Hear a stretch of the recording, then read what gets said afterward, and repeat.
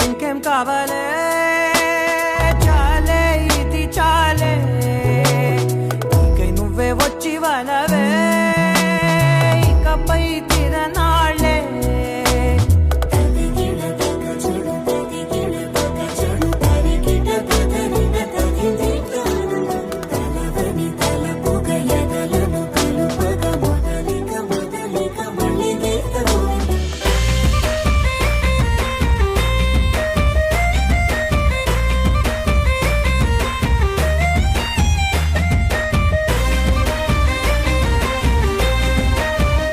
వసు, నువ్వింత అందంగా పడుకుంటే ఎలా నిన్ను నిద్రలేపను? నేనే నీ కాలేజ్ డీన్ అయితే బాగుండు. నీ పేపర్లన్నీ వేరే వాళ్ళ చేత రాపించేసేవాడిని. నువ్వు హ్యాపీగా రెస్ట్ తీసుకునేదానివి.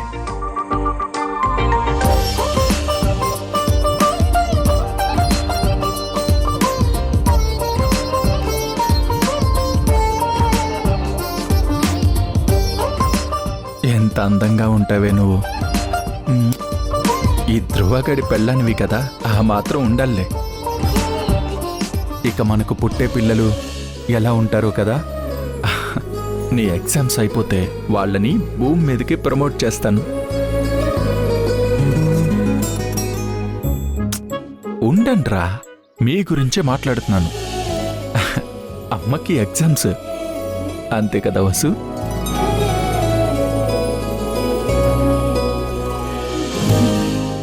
హాయ్.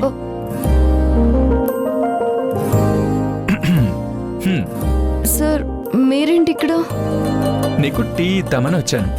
నువ్వు మంచి నిద్రలో ఉండేసరికి లేపాలనిపించలేదు,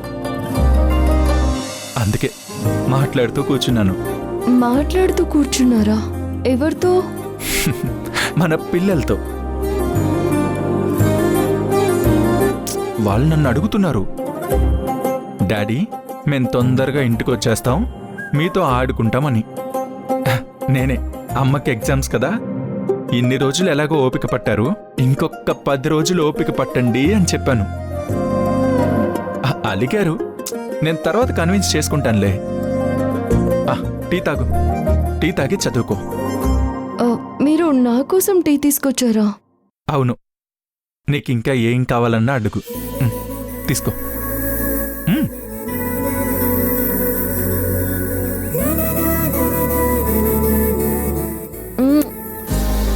హే వసు. అయ్యో, ఏంటి మీదికి వస్తున్నారు? అవుట్. మంచం దిగండి. వసు, ఇది అన్యాయం వసు. ఏంట్రా?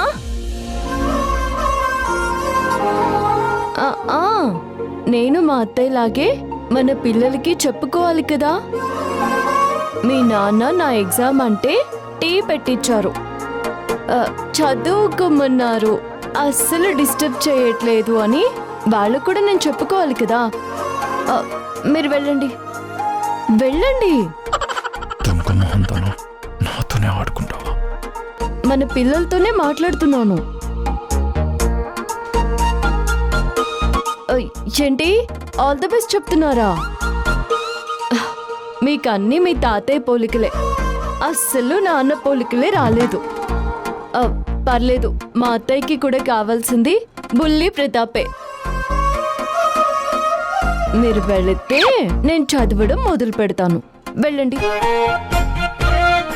వెళ్ళండి. వెళ్తున్నానులే. All the best. ధ్రువ్, ఈ తెలివితేటలకేం తక్కువ లేదు. సర్లే, టీ ఎలా ఉందో చెప్పలేదు. టీనా?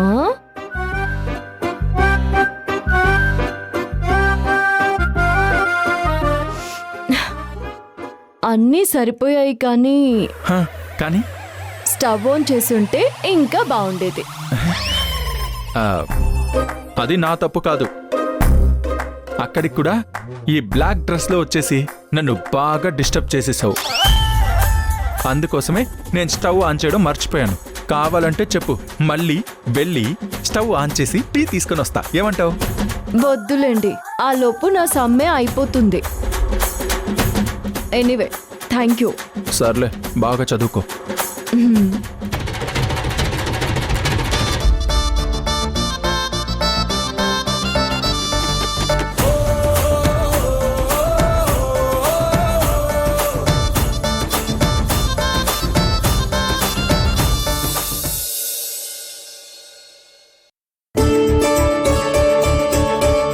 ఏయ్!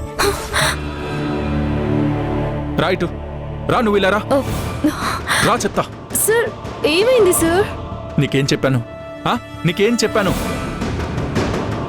ఏం చెప్పారు సార్? ఈ 4 రోజులు కిచెన్కి దూరంగా ఉండమని చెప్పానా లేదా? నేను ఎగ్జామ్కి బాగానే ప్రిపేర్ అయ్యాను. కానీ ధ్రువ సార్, ఇప్పుడు మనం చేయాల్సింది ఒకటి ఉంది.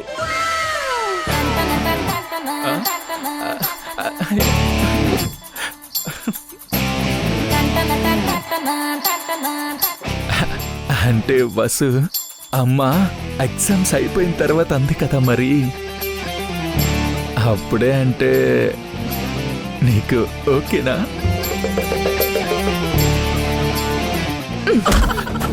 అది కాదు సార్. మరేంటి? ఓ, అనుకున్నాను నువ్వేంటా ఇలా మాట్లాడడం ఏంటా అని. చెప్పేది శ్రద్ధగా వినండి సార్. నువ్వు అర్థమయ్యేలా చెప్పు తల్లి. ఎందుకో నందితమ్మ నిన్నటి నుంచి గదిలో నుంచి బయటికి రావడం లేదు. అలాగే అత్తయ్య ఆవిడికి ఎదురుపడాలనుకోవడం లేదు. ఇప్పుడు అదే మంచిదేమో సుందరా. ఇప్పుడు ఈ దూరం ఇంకా దూరం చేస్తుంది. వాళ్ళు మాట్లాడుకుంటేనే తప్ప చాలా సమస్యలు తీరవు. మీరు నందితమ్మని టిఫిన్ చేయడానికి పిలవండి, నేను అత్తమ్మని పిలుస్తాను. సరే.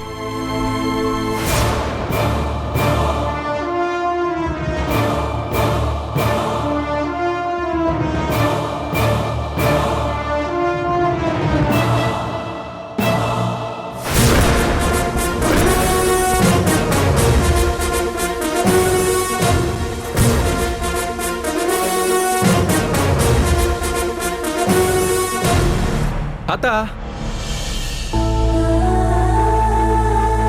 గుడ్ మార్నింగ్ అత్త. ఈరోజు నిజంగానే గుడ్ మార్నింగ్. అత్తని వీల్ చైర్లో కాకుండా తనంతట తను నడుస్తూ రూమ్లో నుంచి రావడం చూస్తున్నాను. ఇది నాకు జీవితంలో ఒక మంచి మూమెంట్ కింద రిజిస్టర్ అయిపోతుంది. మా అత్త నడుస్తుంది.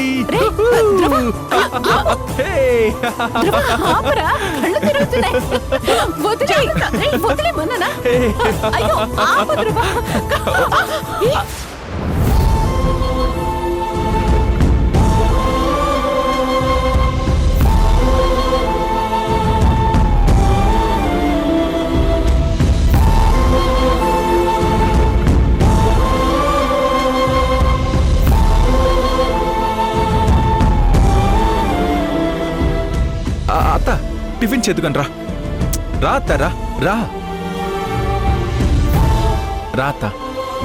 అత్తమ్మా రండి, టిఫిన్ చేద్దాం రండి. కూర్చో.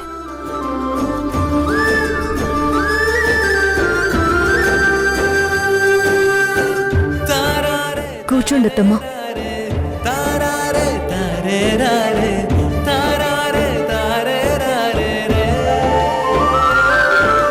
అత్త, చిన్నప్పుడు నీతో నేను చాలా ఆడుకునేవాడిని, గుర్తుందా? నువ్వు నన్ను కొన్ని స్టేజ్ పర్ఫార్మెన్సెస్కి తీసుకుని వెళ్ళేదానివి. అక్కడ నాకు బొమ్మలు కొనేదానివి, బాగా తిప్పేదానివి. ఆ రోజులే వేరత్త కదా.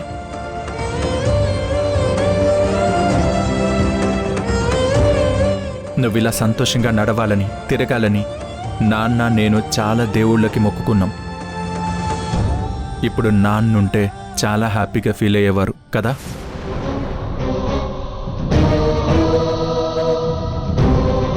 నాన్న నీ గురించి చాలా బాధపడేవారత్త.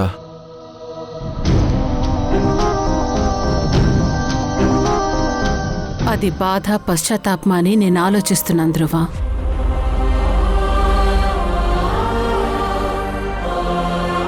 రెండింటికి బయట కనిపించే భావం ఒకటే ధ్రువ.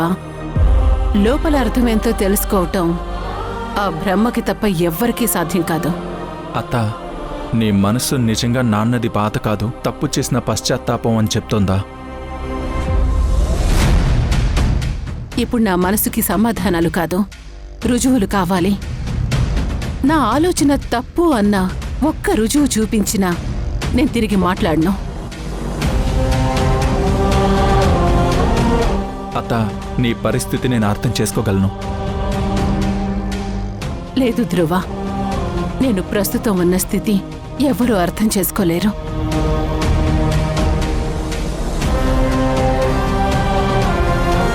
ఇలాంటి పరిస్థితికి ఎవరు రాకూడదు. నాలో ఏం జరుగుతుందో నాకు మాత్రమే తెలుసు. ఎవరు అర్థం చేసుకోలేరు. ఎందుకంటే నొప్పి నాది. ఆడది తన కన్నీటిని తనలోనే సమాధి చేసుకుంటుంది నందిత. అవి చూడాలంటే స్థిరమైన పరిస్థితి, స్థిమితమైన మనసు రెండూ కావాలి. ప్రస్తుతం నువ్వు ఆ స్థితిలో లేవు. కొన్ని రోజులు ఓపిక పట్టు నందిత. ఓహో, ఇన్నాళ్ళు శారీరక పరిస్థితి బాగాలేదని కుర్చీలో కూర్చోబెట్టావు. ఇప్పుడు మానసిక స్థితి బాగాలేదంటున్నావా?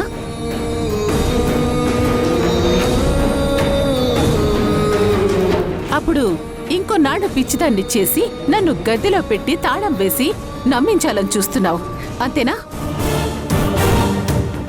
నా గతాన్ని సమాధి చేసింది కాలం కాదు మల్లిక, నువ్వు.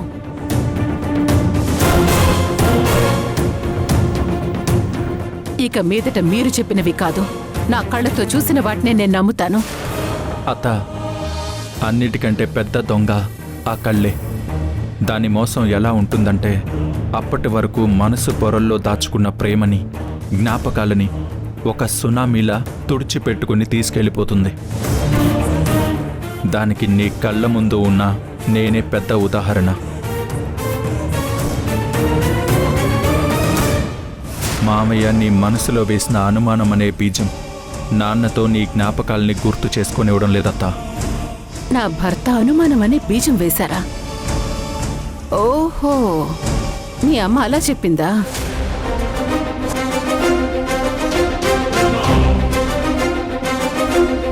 నా బిడ్డని వెతికించి ఇస్తానని చెప్పిన మీ నాన్న నా ఫోన్లు ఎత్తడం మానేశాడు, అది చెప్పలేదా? ఇంట్లో నేనెక్కడ పిచ్చిదాన్ని అయిపోతానో అన్న భయంతో నా పక్కనే ఉన్న నా భర్తని ప్రతాపన్న ఊళ్ళో లేను, డబ్బులు తీసుకుని రమ్మని చెప్పి పనులు పురమాయించాడు, అది చెప్పలేదా? ఊళ్ళో లేని అన్నయ్య మేం బయలుదేరిన అరగంటకి యాక్సిడెంట్ అయితే నా కళ్ళ ముందు నుంచున్నాడు, అదెలా సాధ్యం?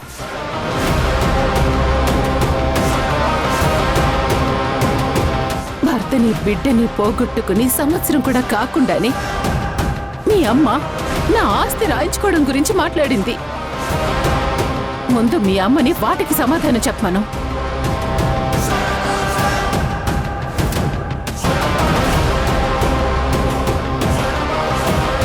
మీ అమ్మ నరం లేని నాలుకని వసుంధర విషయంలో నేను దగ్గరుండి చూశాను ధ్రువ.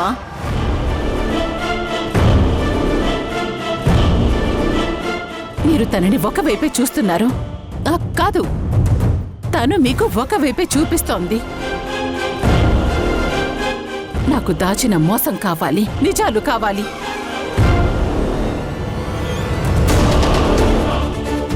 ఒక పక్క నిజాన్ని కావాలి అని అడుగుతున్నావు, మరో పక్క నేను మోసం చేస్తున్నానని నీకు నువ్వే క్లియర్గా చెప్పుకుని నిర్ధారించుకున్నప్పుడు ఇక నేనేం చెప్పినా నీకు నిజంలా వినిపిస్తుందా?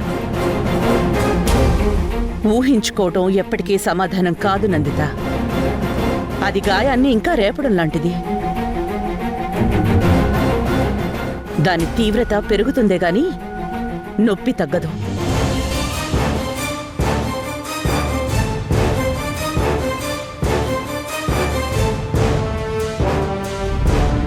అయితే దీనికి తెర దించాల్సింది నువ్వే మల్లిక.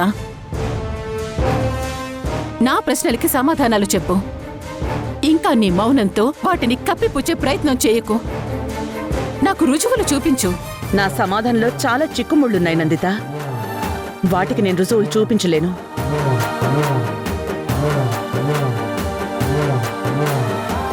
కొన్ని నిజాలు కాగితాల మీద ఉండవు. కొన్నిసార్లు రుజువుల కన్నా రక్త సంబంధాలు గొప్పవని అర్థం చేసుకోగలిగితే నీ దగ్గర ఈ ప్రశ్నలే ఉండవు. నమ్మకం మాత్రమే ఉంటుంది. చిక్కుముళ్ళు విప్పలేనప్పుడు ఎప్పుడు ప్రశ్న ప్రశ్నగానే ఉండిపోతుంది మల్లిక. దాంతో నువ్వు నమ్మకాన్ని సంపాదించుకోలేవు. నమ్మకం సంపాదించుకోవాల్సిన పరిస్థితి వస్తే అక్కడ మన మధ్య బంధం ఓడిపోయిందని అర్థం నందిత.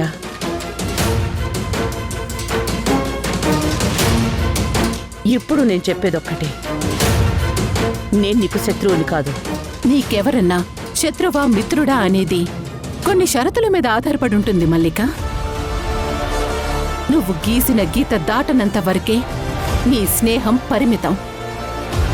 నీతో మంచితనం అంటే నువ్వు పెట్టే షరతులకి తలాడించడం. ప్రతిదానికి షరతులుంటాయి నందిత. సూర్యుడు తూర్పును ఉదయిస్తాడు, పడమరన అస్తమిస్తాడు.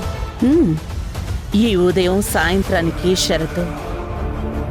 సూర్యుడు మాత్రమే నిజం. ఉదయాన్ని చూసి సాయంత్రాన్ని అబద్ధం అంటావా, లేదా సాయంత్రాన్ని చూసి ఉదయం మోసం అంటావా?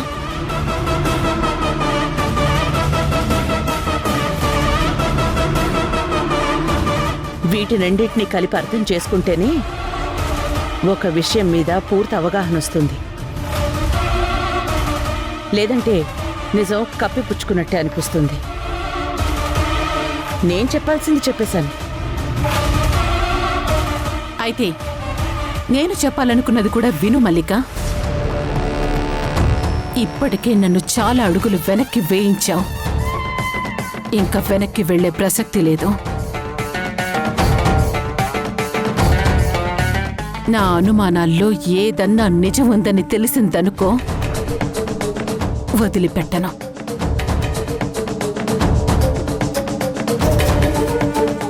నీ భర్త ప్రతాప్ చనిపోయాడని తప్పించుకోవాలని చూస్తున్నావేమో. నీ భర్త ప్రతాప అంటే నీకు అన్నయ్య కాదన్నమాట. నిన్ను మాత్రం వదలను. తప్పు చేయటం కంటే ఆ తప్పుకి సహకరించడం, ఆ తప్పుని కప్పిపుచ్చడం కూడా అంతే నేరం. గుర్తుపెట్టుకో.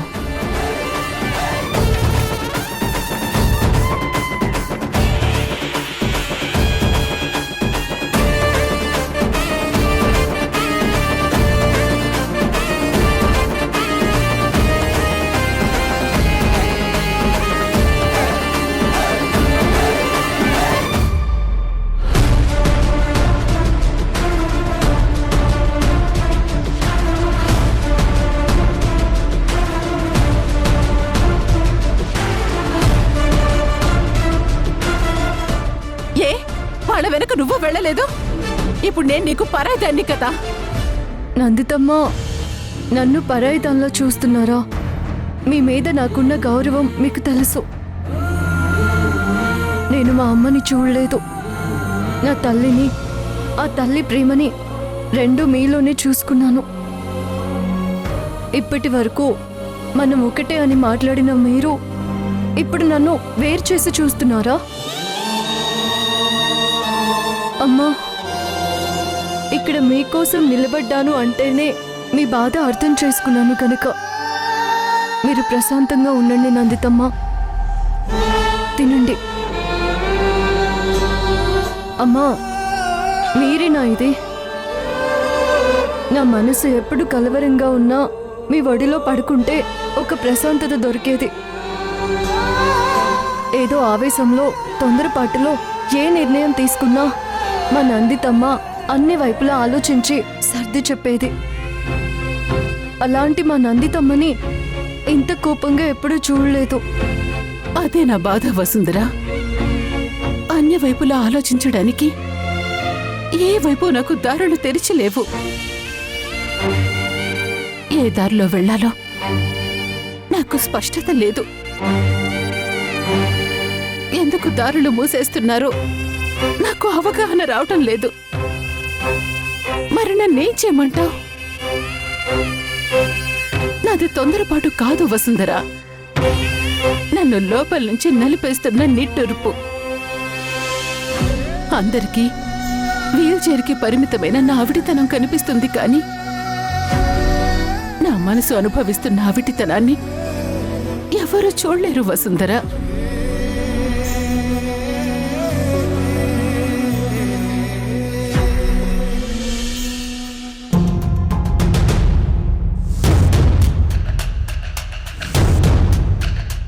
నా అనుమానాల్లో ఏదన్నా నిజం ఉందని తెలిసిందనుకో, వదిలిపెట్టను.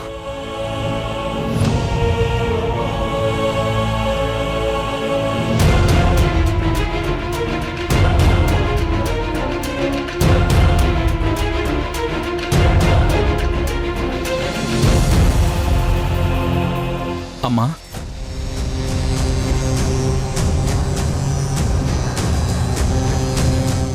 నేను బాగానే ఉన్నాను ధ్రువ.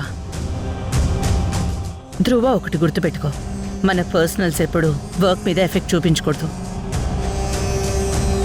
మనల్ని నమ్ముకుని కొన్ని వేల కుటుంబాలున్నాయి. ఐమ్ ఓకే, నువ్వు వెళ్ళు. నాకన్నిటికంటే నువ్వే ముఖ్యమమ్మా. ఇప్పుడు నీ పక్కన ఉండడం కంటే నాకేది ఇంపార్టెంట్ కాదు.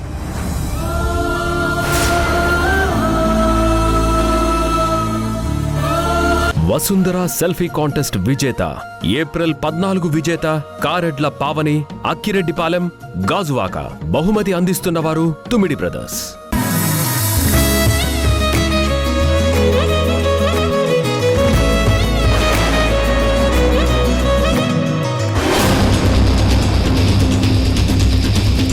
అర్ధరాత్రి పూట చంటిబిడ్డను తీసుకుని వచ్చిందేంటి?